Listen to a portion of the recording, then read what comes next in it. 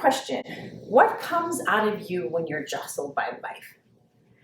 So if I'm holding a glass of ice water and I happen to bump into you, what's going to spill on you? Well, the ice water, of course. What happens if instead I have a cup of hot coffee and I happen to bump into you? Well, what's going to spill out is the hot coffee. What happens when you're jostled by life, when life kind of bumps you around? What comes out of you? Is it anger? Is it bitterness? Is it resentment? Or are you able to actually cope with the things that happen in your life? Let's say, for example, someone comes up and they cut you off on the freeway. Are you the kind of person that gets angry really quick and starts screaming and yelling at this person? Or are you the kind of person that says, wow, they must be in a hurry?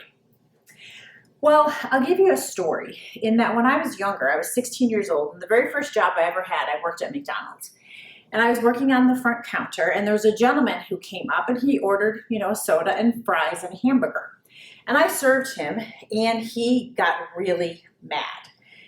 And he started to scream at me. He screamed at me so loud that I cried. And my boss came up and he asked me to go sit in the break room. And so I was really, really upset. I was like, what did I do? What did I do? The man was so upset because he felt like his fries were not as full as they should be. And believe me, I know they were as full as they should because McDonald's was very exact in how many ounces you could put in the fries. So what I had served him was the proper amount, but he had gotten so upset, literally so angry, you would have or thought I took his firstborn.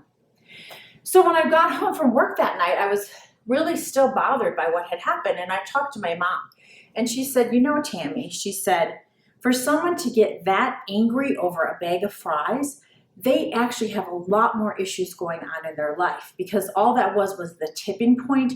But what was spilling out of him was extreme anger and extreme bitterness. So I'm asking you today, what is it that's inside of you?